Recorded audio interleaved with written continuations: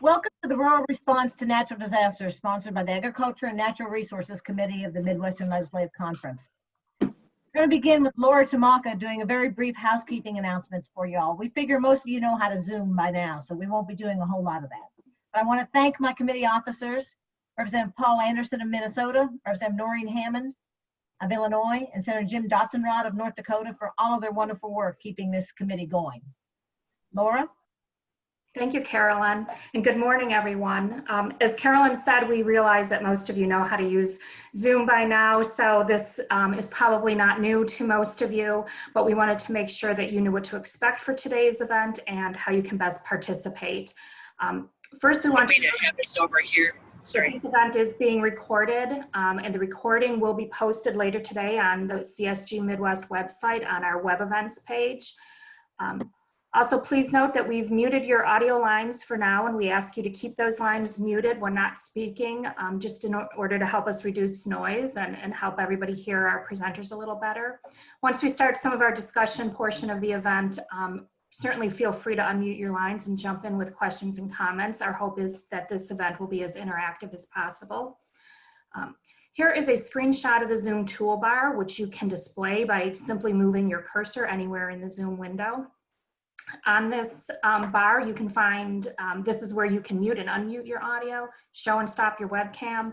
You can view the full participant list, and you can also access the chat window. If you prefer to submit your questions that way, certainly do that through the chat window. And we'll be going through those and try to get to all of the questions that are posed for our presenters. In addition to the chat feature for questions, we certainly encourage you to engage in open discussion, and you can do that by unmuting your line to talk with our presenters and other panelists. To raise your hand, click on the participant icon. That will open the list of meeting participants. You'll see your name there, and next to your name is a little hand icon that you can raise. You can click to raise your hand, and we will help monitor who is in line to speak, and we'll help you open your line and you can talk to the group. At any time, if you have any difficulties during the meeting with the technology, please send a chat to me or Carolyn, and we'll do our best to help you out. Now I'm going to turn things back to Carolyn to get started. Actually, we're just going to turn it right over to Representative Paul Anderson. Representative Anderson?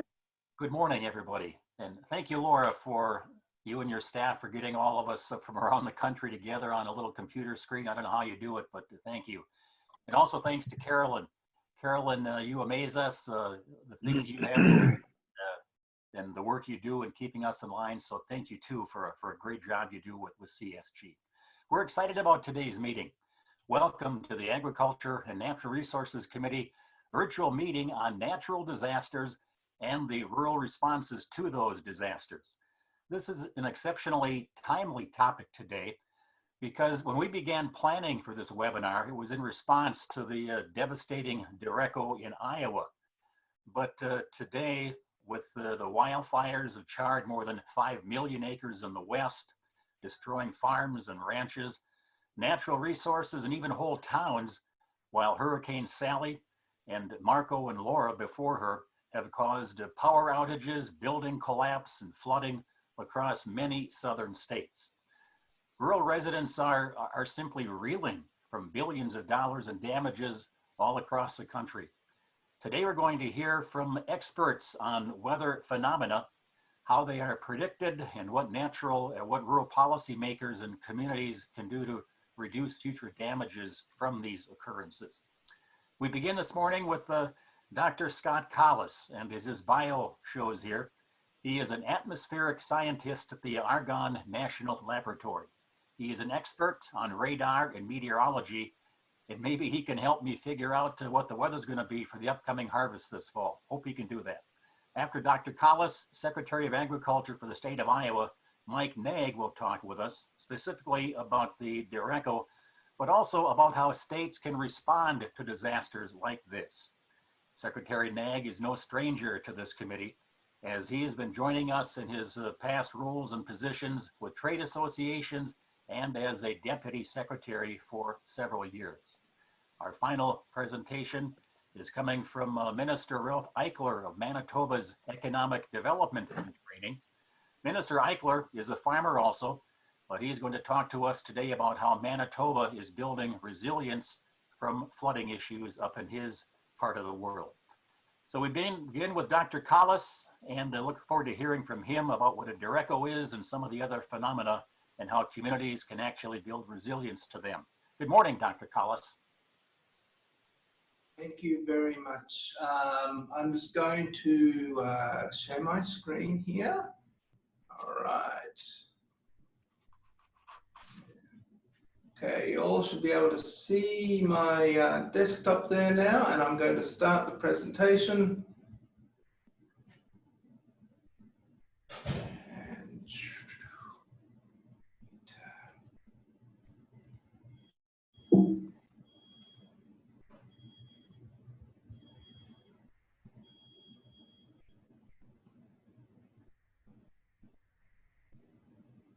Okay, can you see the presentation there now? You're perfect. Go right ahead, Doctor. Great, thank you very much. So thank you very much for the opportunity to present to you folks today. This is a really interesting forum to talk about the weather across the Midwest. My name is Scott Collis. I'm an atmospheric scientist at Argonne National Laboratory, which is one of the United States Department of Energy Science labs. So today's presentation on high impact weather, I'm going to start with a basic introduction, introduce myself, talk about what exactly is high impact weather, not just the derecho event we saw, but what the pantheon is. Go into detail on the Midwest derecho that have impacted all your communities so much, and then give my thoughts on resiliency with the caveat that I'm an atmospheric scientist, meteorologist who dabbles in issues of resiliency and still has a lot to learn about the rural Midwest. So a little bit about my background so you know who is presenting this information. I was a weather forecaster at the Australian Bureau of Meteorology at the National Meteorological and Oceanographic Centre in Melbourne, Australia. I headed back into research and development as a postdoctoral fellow where I studied large thunderstorms in northern Australia, which have a really large impact on Earth's weather systems, being a major source of atmospheric moisture. I moved to the United States in 2010 to help the Department of Energy's Atmospheric Radiation Measurement User Facility develop a capability to improve weather simulations using radar systems. Since then, and from my time during my PhD where I mentored a lot of high school students, I developed a knack for translating between scientific jargon and real English. I have a connection to the rural Midwest because I very much love cycling trails and gravel roads throughout Wisconsin, Illinois, Indiana, and Michigan. And every summer we spend many, many weekends camping throughout the lakes of southern Michigan and northern Indiana. So because we're all nicely caffeinated, it's early in the morning, I'm going to give my take-home messages up front, and that is severe weather refers to any dangerous meteorological phenomenon with the potential to cause damage, serious social disruption, or loss of human life. This is the definition from the National Weather Service. So you're actually going to see a common theme here throughout my talk, that a lot of the weather industry in the United States is really tailored towards that and less so tailored to agricultural and rural issues. As I said, most of the focus is on damage to property and people, less attention given to impacts on agriculture. However, the Midwest derecho event that occurred on the 10th of August really highlighted just how damaging these events can be to agriculture. One take-home is, and I want you to really leave with this, most death by weather is actually caused by temperature extremes and flooding. And deaths by lightning strike are actually comparable to the death by its more photogenic cousin, tornadoes. Convective weather, as in the weather caused by clouds, severe events are very short-term, very visually impactful, and these can include tornadoes, hail, flooding, and straight-line winds. Derecho events, and again, I'll go into a very deep explain on what a derecho is. Derechos are a very Midwestern weather phenomena, and we can expect to get 1 to 3 of these per year for a given location with a lot of year-to-year variability. In the future, we can expect these type of storms to become more common, but the area of greatest occurrence to shift further north. So this is, and you need to turn your head on the side here because I kind of ran out of space putting this in landscape mode. This is the pantheon of impactful weather. So you can kind of break it down into 3 categorizations. Temperature extremes, extreme cold, like the polar outbreaks we get that can be very damaging to life and equipment. Extreme hot, heat wave events, which can cause a lot of distress and death. And drought, which again is particularly pertinent for this. I'm not even going to touch on fire weather, even though it's really, really pertinent right now. But the other category we're going to talk a lot about is convective weather. Again, the weather that is caused by thunderstorms. And this can be broken down into 2 categories. Large-scale events that can actually span multiple states, such as winter storms and blizzards, floods, and as we're seeing right now, hurricanes. And locally severe storms. These are the storms that are warned for by your local National Weather Service office when you see a weather warning put out. And these include hail greater than 1 inch, tornadoes, and wind speeds in excess of 58 miles per hour. And of course, as I mentioned before, lightning, which is actually not warned for, is a significantly dangerous event. These are the total fatalities over a 10-year and 30-year average from the National Weather Service. And as you can see, heat fatalities dominate. And so I actually like this headline from Business Insider saying sunny days are actually much more dangerous than storms. Again, even though they're less photogenic. But I'll also point out that flooding and lightning are, again, very, very dangerous events and possibly overlooked. And as was mentioned before in the introduction, flooding also has a significant impact in the rural Midwest. So moving on to the Midwestern derecho. And by the way, I may not have that pronunciation right. I know myself and my colleagues call it that, but the word is actually derived by the Spanish word for straight, unlike the word tornado, which is derived from the word twisted. The term was coined in 1888 by Gustavus Detlev Heinrichs, who, without radar, without satellite image, just looking at the shape and structure of these storms as they passed over, said it basically came at him like a wall, rather than individual storm clouds. Like the image you see here on the right, it is this kind of wall of clouds that passes over, so he coined it a derecho based on that Spanish word. It's a type of what us meteorologists call an organized thunderstorm, and it is capable of generating widespread, strong, straight line winds. When I use the word straight line winds, that is to differentiate it from a tornado. When you hear the word straight line winds, someone is referring to winds that are not caused by a tornado.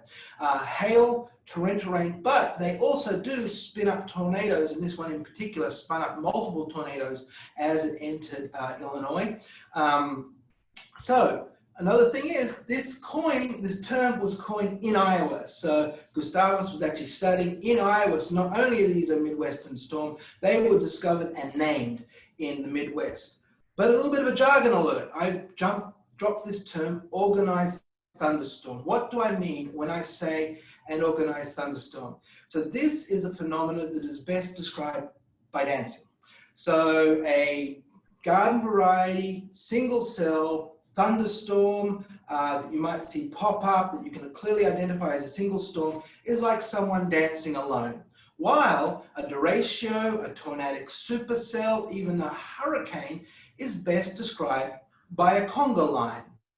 So an isolated thunderstorm, generally isolated, doesn't take much to get it started. It just requires an atmosphere that is unstable. And I'll talk about what that is in a second. And isolated thunderstorms are, in general, mostly harmless, just like dancing alone. A conga line takes exactly the right ingredients to get started. You need the right music going. Generally, libations tend to help to get a conga line going. It has to be a good atmosphere. People have got to be ready to conga. It can take a while to get going. You need individual people interacting with each other to make a conga line. It can be very hard to predict when a conga line forms, and in general, a conga line will generally leave a mess. So this is very, very similar to thunderstorms. A simple thunderstorm, like you see here, a picture taken by Victor Gensini from Northern Illinois University, forms, takes very little ingredients to get going. On the left, you see an organized thunderstorm. This is a destructive supercell thunderstorm near Brisbane, Australia, taken by myself in 2018, that needed all the exact right ingredients to come together to form a storm. So when we talk about a derecho, the ingredients that I'm referring to, the music, the libations, the atmosphere, is first of all, we need something we call unstable air. That is air that is really warm near the surface and very cold up at the top of the sky. So when you get this thermal gradient, these differences in temperature, it makes air want to go up, just like a bubbling kettle. We call this convection. The other ingredient you need is very moist air. When you have dry air, it can cool very rapidly, but moist air can form clouds. And when you get clouds forming, the energy that used to be trapped in those individual water molecules that were in the air when they form a cloud droplet, that energy actually gets released and can actually further heat these clouds, causing that bubbling structure you see in storm clouds. And what we need is also winds that change with heights, that either go from strong to weak as you go up, or weak to strong, or change in direction. The physics of why this is important is very, very complicated, but in a nutshell, what it allows is to separate the rain that falls out from the cloud from the air that is going up. You don't want clouds ingesting that cooler, rain-cooled air back into the thunderstorm. That gets rid of that instability. Also, due to the physics of planetary motion, it can also make these storms start to spin. That actually aids in their ascent. So as a weather forecaster, when we're looking to forecast something like a derecho, we're looking for all these ingredients. But because they're an organized thunderstorm, because they're formed by the interaction of individual thunderstorms together, they're very easy to predict once they're going. It can be very hard to predict how they get started. So the Midwest derecho that occurred on August the 10th in 2020 was a particularly impactful later season storm. We get most of these derecho events more like July into June. So getting one that's occurring in mid-August is somewhat rare, even though not unheard of. It started on the western border of Iowa, gathered strength and did a lot of damage as it went through central Iowa, went into Illinois, and ended its kind of destructive life as it hit the city of Chicago, where it spawned up numerous thunderstorms. As it was exiting Iowa and entering Illinois, it really sped up. At times, it was traveling at over 70 miles an hour. So all of the forecast officers along the Midwest had their work cut out for them, providing adequate and timely, accurate warnings. This committee is discussing agricultural impacts, and this is why this thunderstorm is particularly noteworthy. As it went through Iowa, it caused a lot of destructive weather to the corn belt there. The image on the left, which is courtesy of Kip Ladage, shows the wind damage caused to silos in Iowa, and particularly interesting to me and dreadful is the impacts on crops, just the fact that it blew all this corn over. This storm was a prodigious wind producer. It produced winds in excess of 100 miles per hour. It produced tornadic winds over large swaths of land. And this is why derechos are particularly destructive and particularly interesting in terms of their destructive nature, is because of the area at which these destructive winds can occur. This is a NASA Landsat 8 image, again, of western Iowa. This is before the derecho hit. You can see the agricultural fields there and city centers. This is after the derecho hit. You can see the wind damaged swaths in the change in the foliage color where it's knocked those cornfields down. If these were tornado swaths, the swaths would be of order 10, miles wide at most, rather than, nearly hundreds of miles wide. So again, just the sheer area that these storms impact makes them particularly noteworthy. How common are these storms? So there have actually been many studies done on derechos, their commonness in the Midwest.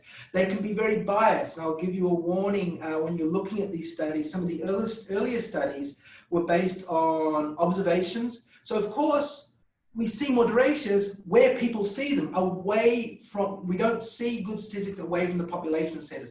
And again, this is a particular issue to this committee, that our weather observations of tornadoes, observations of destructive events, are biased towards the cities because we have more spotters in the cities than in rural areas. However, you can see this picture from a 2016 paper, which is actually based on radar studies. And there is this axis that spreads from the Dakotas through the Midwest down into Ohio, where we expect, an increase of the number of these events, and a secondary axis that occurs from Oklahoma through Missouri up into Illinois. So again, a very, very Midwestern event. We can expect on average 1 to 3 a year. However, some years we can have as many as 9, and in some years, none at all. A couple of words on resiliency from someone who lives in the city of Chicago and does not have a deep understanding of the issues that face rural America. Again, you'll note in my talk that there is a heavy bias towards life and property, not towards agriculture. That's what our national weather enterprise is based around, even though there are several commercial companies that do specialize, like the Climate Corporation, in providing seasonal forecasting for agriculture, but less so severe weather impacts on agriculture. I did some reading to try to get myself prepared for this, and I'm really happy to stand corrected here, but I found a dearth in the literature in terms of impacts of things like derechos on agriculture, on corn or soybeans or other crops. One thing I will say, we fundamentally need to understand what the return period to these events are. What is the 1 in 100 year windstorm? How often do we expect something like the Midwestern derecho to occur again? So not just the occurrence of derecho, but the occurrence of severe derecho, as well as how things are changing. You'll hear this term used by meteorologists and atmospheric scientists. They like to use the word stationarity. That means, are things staying the same in time, or do we expect for things to change? As I said before, the models and simulations that we use show that we expect over decadal time periods for these events to occur more often, but to move further north. And this is an area I am confident in saying that education outreach is key in protecting life and well-being. Folks understanding, for instance, not just that these events are widespread, that just because your little 10 square kilometers didn't get hit by severe winds doesn't mean that 10 kilometers somewhere else didn't. So when you're warned, when thunder roars, you need to go indoors. If you see large standing water, turn around and don't drown. All the things the National Weather Service tells us. There are 2 very, very good initiatives from the Weather Service, the Weather Ready Nation Ambassador Program and Storm Ready Communities. I'm going to end on what we at the United States Department of Energy and Argonne National Lab are actually doing to improve our understanding these events. As I said before in my introduction, we're a science lab. We're not a forecasting entity. So we are really seeking to understand what makes storms like these tick. We use weather radar and advanced instrumentation in order to know the gears and cogs inside these storms. We call these atmospheric processes. How big are the raindrops and snowflakes inside these storms? How strong are the winds? And we take these and then we build powerful computer simulation and run them on the world's most powerful computers, such as the exascale Aurora computer being built in Chicago here at Argonne, to build a simulation we can prod and pry to understand how these storms work. So I hope that provided some background to the discussions that are going to occur today. My contact details are down here below. And when we enter discussion, I'm going to hang around and I'm ready to answer any questions anyone might have. Wow. That was amazing, Scott. Thank you so very much. And Scott's going to hang around, so we're going to hold his questions.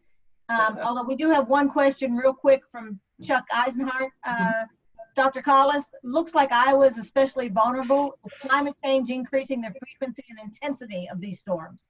So in a nutshell, the answer is yes. There's a very basic scientific term I'm going to introduce you to. It's called the Clausius-Clapeyron relation. That sounds really fancy, but what that basically means is warmer air can hold more moisture.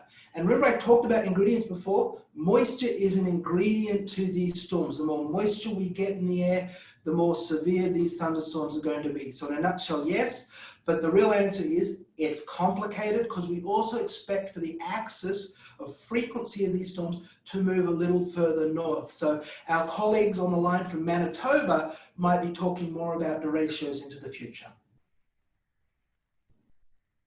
Let me just work out how I stop sharing my screen now. Yeah, great. We'll talk more about that. We're gonna transition to since Scott admitted he's not a rural resident, although he loves the rural areas, we're going to transition to someone who is a rural resident and a rural cheerleader, and has been dealing with exactly what has happened in Iowa and how they are helping bring this region back into force. Secretary Nag, can you unmute thank you, yourself? Carolyn, and I'm here. Can you hear me? Go ahead, Mike. We can hear you. Very good. Well, great to be with you, and appreciate the opportunity to share a little bit what's happening in Iowa. I'm sorry I can't be with you on video today. I am traveling in Northwest Iowa. I'm just passing through Lamar's right now, which some of you may know is the ice cream capital of the world. Wells Dairy, Blue Bunny ice cream, huge facility here, and so think of that and go get some ice cream later today. But forgive me if I do have spotty phone service, because we're experiencing rural connectivity and what that means, and many of you on this call know what that means. So bear with me if I cut in and out. I wanted to really appreciate Dr. Collis, the overview and setting the stage for this weather event. Obviously, a derecho is not an unknown or an uncommon phenomenon, and in fact, we really don't care for the fact that the term was coined in Iowa back in the 1880s, but I think that's just evidence that this has been around for a while. I think what's different about this year is the size, the severity, the duration of it, the fact that something went from southern South Dakota all the way to western Ohio, right through the center of Iowa, leaving a tremendous trail of destruction. You know, I can travel in our state from Carroll County to Clinton County and never drive, that's 250 miles, and never leave seeing corn damage because of wind. It's incredible. In agriculture, we all know that adverse weather is not something that's unusual. We deal with it every year, and we'll continue to deal with it. But this is something that was unique this year. I'll talk just a little bit about some of the numbers for Iowa and the crop impact, and I'll shift gears. So I'm glad it was mentioned. I'll talk more about the crop impact, the agriculture impact, but it has to be noted many of our urban areas were devastated, particularly Cedar Rapids, which is our second largest city. The county in which Cedar Rapids is located, 225,000 folks. When this storm went through, every single individual was off power, and it took upwards of over 2 weeks to restore power to some of those areas. Imagine nearly every tree in the city had some damage to it, and what that means from a utilities standpoint. So it was a Herculean effort to bring all of that power back online. So from an agriculture standpoint, the first thing we did was plotted that storm path over the state of Iowa, and this number holds pretty true. It essentially hit the center third of the state of Iowa from west to east. Roughly 10 million acres of agriculture land. Now, that's not all cropland, that's not all row crop land, but 10 million acres of agriculture land in that storm path.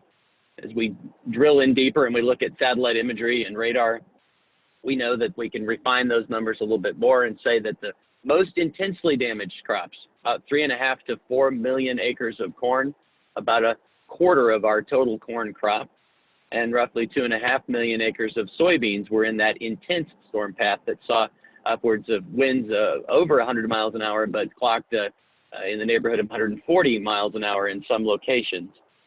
The crop, as you can imagine, corn, is laying flat in many cases. The beans, amazingly so, stood back up for the most part. We'll see if there's yield damage as we get out and harvest, but the corn really did take a shot, and it's very, very difficult to see that. I'll come back and talk crop condition here a little bit later. In that path also, of course, you've seen some pictures maybe of grain bins that were damaged. 60 million bushels of commercial grain storage and roughly 60 million bushels of on-farm grain storage was damaged or destroyed. And a significant amount of that storage was also incapacitated. And what I mean is you may have a bin site that's got 4 or 5 bins on it. 2 or 3 of them may be down. The other 2 may be standing, but the grain leg or the dryer or some other part of that facility was destroyed or damaged and to be used. Harvest is upon us. As I travel in Northwest Iowa, I'm seeing now increasingly a lot of soybean fields that are out, but corn starting to really come as well. And so this creates a compounding effect, as you can imagine, trying to handle that grain. We had a recent USDA report, the crop progress and condition report came out today. And these are self-reported numbers, so take them with a grain of salt, please. But of that storm path, we had self-reported 500,000 acres that farmers report will not be harvested this year because it was totally damaged. I expect that number to grow. This was the first time that we really saw that number start to be reported. So 500,000, 500,000 acres not harvested. And again, watch for that to grow. Had a chance to host Secretary of Agriculture Sonny Perdue in the state a couple of weeks ago. Appreciated his. Our Iowa National Guard did a great job flying us over the storm path and saw commercial grain storage and on-farm grain storage damage, and also saw significant crop damage. And we appreciate the Secretary's eyes on the situation. And later that day, he did, in fact, issue a secretarial disaster declaration for 18 of our counties. And it's much appreciated. It opens the door and allows farmers to access some of those USDA disaster programs. I should mention that, of course, this drought, this derecho, is on top of an already challenging situation, which all of you are aware of, with the unprecedented, significant disruption to our food and agriculture supply chain and markets because of COVID-19. In addition to that, Iowa was also dealing with historic levels of drought. Up until 2 weeks ago, 99% of the state of Iowa was in a drought classification. That number has dropped. We received more rain in the last week than we had the entire month of August. It's unfortunately a little too late for the crop, but we of course are thinking about rebuilding soil moisture as we head into 21. So all told, we've got over 50 counties in the state of Iowa that are either a primary disaster declared county because of drought or because of the derecho. So what's happening? On the ground today, you've got farmers that are dealing with and trying to work through crop insurance claims. We've had crop adjusters all over the state for the last month, looking at the condition, making declarations of whether a crop needs to be, a farmer needs to attempt to harvest or not. We're seeing many fields that are in fact being called a total loss and tilled under, and others that are still waiting. Now, on top of, and if you farm or grow corn, you know that you've got compounding issues here with the fact that you may have corn that's down, and you're going to suffer a significant yield loss because of that. But you also, if you do go out and pick up that corn, you potentially have grain quality issues, light test weight, and potentially mold issues. And that also has to be taken into account when looking at crop insurance and the value of that crop and whether or not it's worth going out to get. So those are things that we're watching, and especially grain handling system is hampered. You really have to take that grain quality into account. Well, farmers carry insurance, and that's a good thing. 95+% carry crop insurance. They carry 80+% coverage level. much of the property damage that you see, the machine sheds, the buildings, the barns and grain bins are covered under a property and casualty insurance. Things that we're trying to do to help, pushing conservation dollars into the area, working with USDA to provide EQIP funding for, aggressive tillage on some of these fields. We'd like to get a cover crop on, and so we're offering additional cover crop cost share in some of these targeted areas. Windbreaks were devastated, and there's some dollars that the state can provide to help replant windbreaks. Again, EQIP with USDA coming in to help with building repair, especially for livestock facilities, grain facility loans from USDA. And maybe one of the most important things we can do is to help push out information. And Iowa State Extension is such a critically important partner in this, and I know many of you have great extension operations in your states.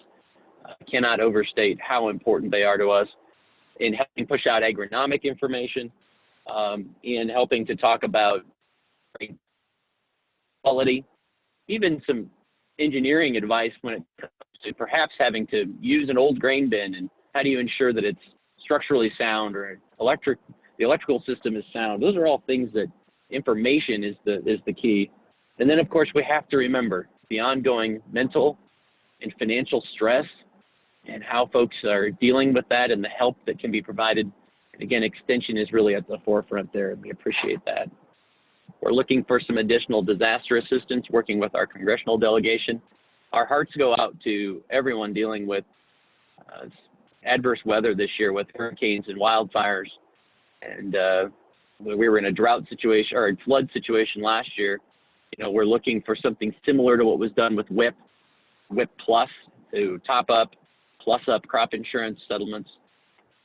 A group that's left out in Iowa would be some of specialty crop producers. We don't have large fruit and veg production in the state of Iowa, but we have a very important and growing segment of specialty crop producers, and they sell direct to consumers. They sell retail.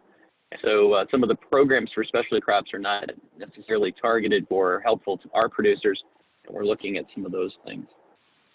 I just want to close with thanking so many who have reached out to us to offer help, and certainly those who are thinking about us and praying for our farmers and Iowans as they go through this very challenging time. We're going to work through these things. We have a program in Iowa, and some of you, this won't sound like much. We've got some states that are a little older than Iowa, but in Iowa we have a very important and special program, Century and Heritage Farms. They're farms that have been in a family for 100 years or 150 years. The first farm that I walked onto on the Tuesday morning after the storm was a heritage farm. The buildings were damaged, the bins were damaged, but the old 1908 house was standing just as strong as can be. And here was this heritage farm, 150 years, a sign standing in front of that house. And it instantly put into context that these are challenging times, but we can survive them. We can thrive after them. We've had boom years and bust years, great weather and terrible weather, deaths and births. And that's all part of that history and what makes up very, very special Iowa agriculture tradition. And these are tough times, but we will succeed, and we will be stronger on the other side. So happy to answer any questions, but thanks for the opportunity to share a little bit of what's happening with Iowans right now and some of the challenges that they're dealing with. Secretary Nag, Representative Anderson has a question for you, but I do want to commend you. I know that Iowa has been jumped out in front, just as Minnesota has, on the whole pandemic issue, the meat processing issue, and now this. I mean, it seems like every time you turn around, you're facing something else that is going to take your time and financial resources, I'm sure, are stretched to the limit. So we appreciate all you're doing for Midwestern agriculture. Representative Anderson. Thank you, Carolyn. And Secretary Nag, thank you for your presentation, and know that those of us in ag had Iowa in our thoughts and prayers after that derecho down in your state, and our hearts go out to seeing the damage, and Iowans are strong and you'll recover, and thank you so much. My question, and you touched on this about crop insurance.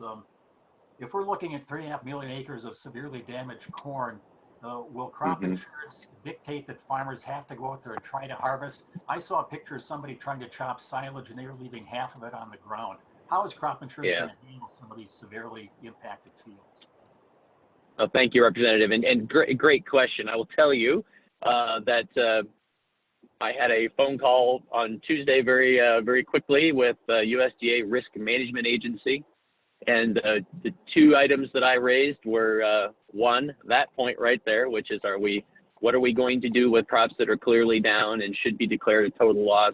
Please tell me we're not going to, just for the sake of doing it, going to require folks to go across the field and tear up equipment and struggle and end up with something that's worthless at the end. And the second piece was to take into account quality issues, again, when adjusting that field, because you may end up with a compromised grain handling system. You may go out and get some corn, but it may not be saleable at the end of the day. And that needs to be taken into account before a harvest attempt is made. So to your question, it depends. There's absolutely possible for a field to be declared a total loss, and that is happening when fields are completely knocked over, laying flat. There is no way to make a mechanical harvest attempt on that. Now, there's lots of fields that are partially broken over or leaning over, and it is possible to go out and make an attempt, and that's how crop insurance works. Typically, you go out and make an attempt, you do what you can, and then settle the difference. But we are, and it can vary from insurance provider to insurance provider, and frankly, from adjuster to adjuster. That's what USDA needs to ensure, and they've been doing some good work on this. We want them to continue to work on this, and that's to ensure consistency across all of those insurance providers, so that if you and I are neighbors and I've got one company and you've got another, that we're being treated similarly. And we're, just the nature of this business is those things are happening. But we continue to work aggressively with USDA to ensure consistency. So you are definitely seeing that happen. Now, to the chopping piece, after a field has been declared a total loss, if it was insured for grain, you can attempt to go out and chop some silage and see what you can pick up. But again, if you've ever combined in a down field, it can be very challenging to get any of those ears in. But you are seeing some of that happening in the state. Okay, thank you very much. Thank you, Secretary Nag. And I think there's way too much corn out there for me to turn cows out to graze it. So we won't attempt that either. Carolyn, I'd still take your cows if you'd send them my way. I bet we'd figure out a way to get them fed. I'd be a little worried about acidosis, but we'll try that, Mike. Okay, we're going to, Minister Eichler is on and off. He's got an appointment this morning, so he's on and off. We're going to give you a video that he's put together on what Manitoba is doing for flood prevention. It's an amazing process that they've been doing, and so we're going to show you video, and then he'll be around hopefully to ask some questions. So we're going to go to a video now.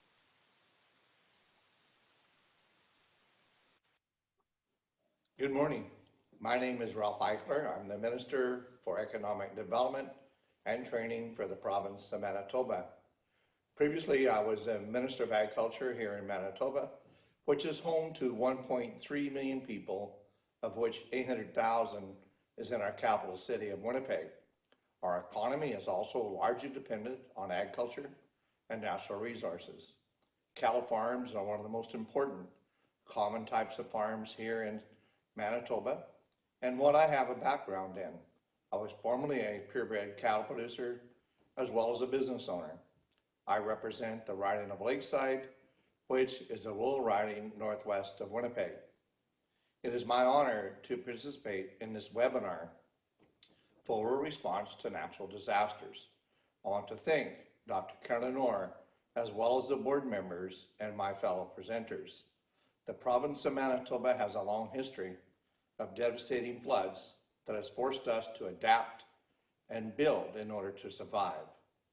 The majority of our floods come as a result of snowmelt and our river network.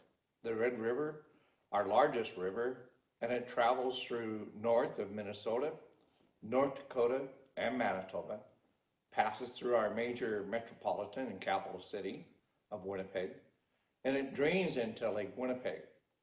The Assiniboia River flows east through our neighboring province of Alberta and Saskatchewan, and it connects with the Red River in downtown Winnipeg. Much of modern-day Manitoba is built on a bed of an ancient lake called Lake Agassiz. Soil in Manitoba is very fertile, and as a result, it also contains large amounts of clay. Due to the clay, meltwater has a little more trouble getting absorbed into the ground. 1950 saw a devastating flood for both Winnipeg and Manitoba. Large amounts of snow throughout the winter, coupled with heavy spring rainfall, created the perfect conditions for flooding. 8 dikes gave way to the rising floodwaters, resulting in 10% of Winnipeg being submerged. Nearly 100,000 people were evacuated from their homes. Nearby towns of Emerson and Morris, just south of Winnipeg, were also flooded, along with large amounts of farmland, which led to a study that called for the creation of a floodway. That was in 1953. Construction began in 1962 and in 1968 at a cost of $63 million, led by Premier Duff Roblin. Thus, this was nicknamed Duff's Ditch. The floodway became one of the largest earth-moving projects on the planet at the time, behind the Panama Canal. The floodway is a large channel that was dug around the city of Winnipeg in the event of high water levels. Gates could be opened south of the city, and water can flow around Winnipeg rather than through it. Completed in 1968, the floodway has been used more than 20 times to prevent devastating damage. Most recently, we use it this spring. The Portage Diversion is another tool we have to fight floodwaters here in Manitoba. Portage Prairie is a small city to the west of Winnipeg. The Assiniboia River runs through it, and a number of other small towns on its way to Winnipeg, including many in my riding. Like the Red, the Assiniboia is known to cause persistent flooding. A diversion was built on the Assiniboia River upstream of Portage Prairie in order to allow water to flow 18 miles into Lake Manitoba before ever reaching any of the communities along the river. Construction started in 1965 and lasted 5 years. It was originally designed to have a capacity of 25,000 cubic feet per second, but in recent flood years, the capacity has been expanded to 34,000 cubic feet per second. In 1997, we saw major floods in Manitoba. It was deemed the flood of the century. Rain dikes around towns, including St. Agathe, broke. The flood also led to the floodway to reach full capacity, and the Red River became the largest river in North America for a time. Dikes in Winnipeg were nearly breached as well. It became clear, however, that when floodwaters receded, 99% of the city had been saved. It also became apparent that with ever-increasing winter storms and spring rainfall, the risk of flood became greater. Manitoba would have to invest in order to protect both Winnipeg and the rest of the province. Immediately after the flood, various levels of governments commissioned studies about a possible expansion of the floodway. The expansion broke ground in late 2005, and the provincial government spent hundreds of millions of dollars to complete the expansion. The floodway was widened, and its capacity was more than doubled. Before the expansion, it was able to handle 60,000 cubic feet of water per second. After the expansion, it was increased to 140,000. This expansion has allowed the floodway to handle a 1 in 700 year flood. Provincial government estimates that this will prevent over $12 billion in damage to our economy in the event of one such flood. In the history of the floodway, it is estimated that it has saved Manitobans over $40 million worth of damage, making it an excellent return on our investment. At the same time as the expansion was being considered and built, Manitoba and North Dakota were in disagreement about the proposed channel from Devil's Lake into the Cheyenne River in North Dakota. It would drain water into the Red River to help reduce flooding in the Devil's Lake area. Manitoba was concerned that this water could contain pollutants that could harm our lake in Lake Winnipeg. watershed. After years of studies and lawsuits, a study concluded that the risk due to parasites and pollutants was low, and the issue was largely settled by filtering the water before entering the Cheyenne River. Water began draining from the lake in 2005 into the Red River. Manitoba has dealt with the threat of floods for many generations, and these floods have shaped our way of life. My role as a Minister of Economic Development Training, and I know the damage that floodwaters can cause to families, their livelihoods, and their communities. It is essential that we as a province, and all of us, need to reduce our risk of flooding to protect our people. It has been an honor to share with you what Manitoba has been doing to respond to natural disasters such as flooding. And I hope that you can all take away something from this presentation, and I wish you all a wonderful day in the rest of your meeting. Minister Eichler, are you on the phone?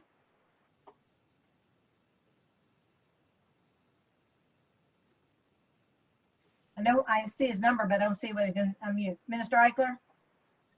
Okay, we'll come back to him for questions. All right, at this time, Senator Dotson-Rod is going to tell you how North Dakota has responded to the Devil's Lake issue. Senator Dotson-Rod, are you ready for us? So you're just here. There's the minister, I'm sorry.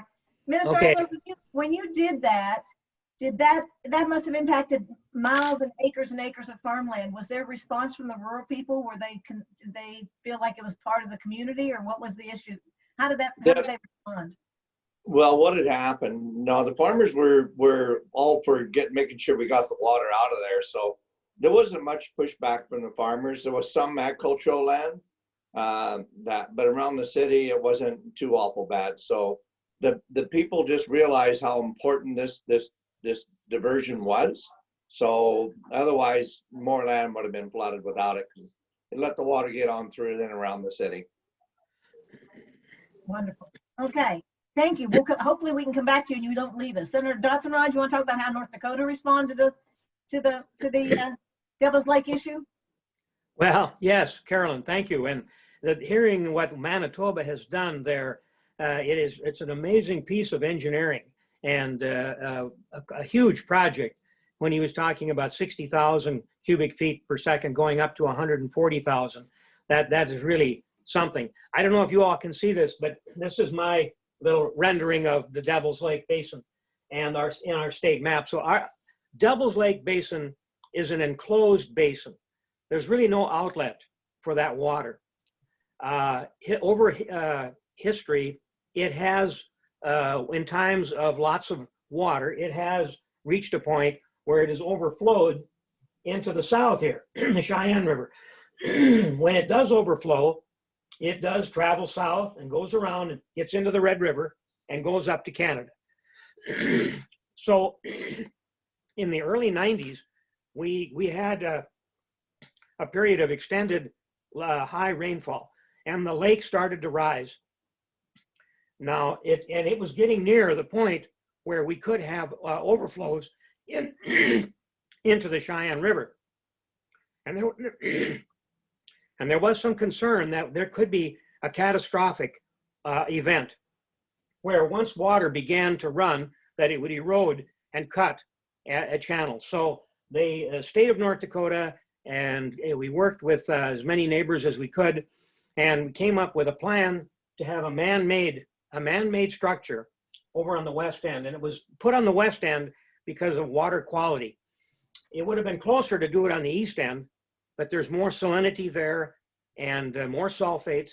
So this was created in 2005, and it takes about 250 CFS, cubic feet per second. So it's a small amount. And there was another structure built then about 10 years later on the east end.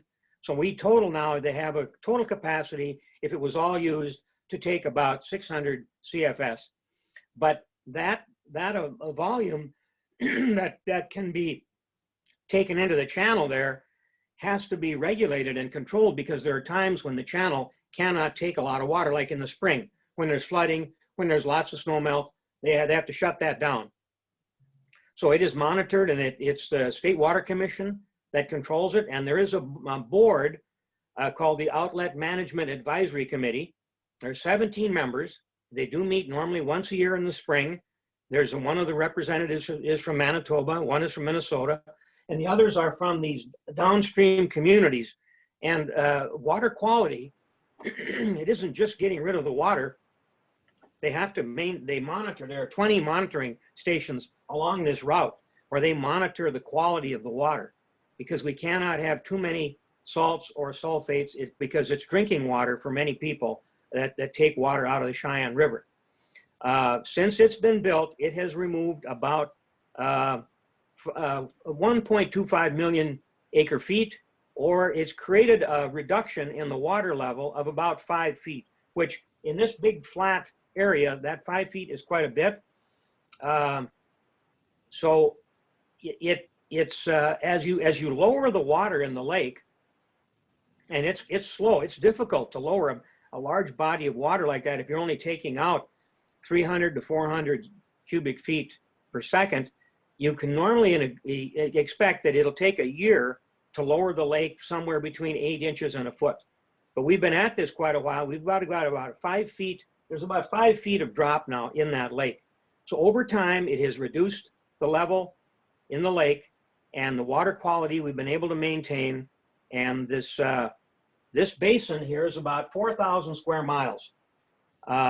The effect of lowering that lake 5 feet has been to create and bring us back about 50,000 acres of agricultural land that was underwater. So that's about 81 square miles. Because of these structures and this removal of the surface water, and to do it in a regulated way that doesn't harm any, conceivably that's the idea, is to have it release this water in a way that's monitored and controlled, so we keep the water quality acceptable, and it can bring this reducing the flooding risk, and actually allowing some of this flooded agricultural land to come back into production. So that's essentially, where we are today. It is I think a case where trying to anticipate the kind of disasters that could occur, that you try to do something to interfere, to try to intercept before you'd have a catastrophic overflow, that we have this sort of monitoring and man-made releases of these waters. And that's kind of just a brief thumbnail sketch. I have many other details. There's a lot of information on the internet. I read the minutes of their last meeting, and there is also quite a bit of conflict in those meetings, because there are people that want more water out of the lake, and then there are other people who say we can't absorb any more water coming any faster downstream. It's very interesting to see the dynamics of this management committee, but I think they've done a pretty responsible job up till now to get this lake, which could be a disaster if it overflowed naturally, and they had large inflows coming in. So I think that's about all I have, Carolyn. Glad to answer questions. That's amazing. I bet that's really fertile farmland is returned too. Oh, it is. It's good farmland. We're going to turn this over to Noreen Hammond see if anybody has questions. Dr. Collis and Minister Eichler are still on the line. Other questions we can get to Secretary Nag by text if we have questions for him. So if anyone has some questions, Representative Hammond, it's all yours. Thank you. And Carolyn, thank you again for putting together an incredible panel. Thank you to all the panelists for what you've shared with us today. It was very, very valuable information. And at this point in time, if anyone has questions, I am certainly ready. If you want to raise your hand, whatever you want to do, jump in. Take advantage of these folks, because their knowledge is amazing.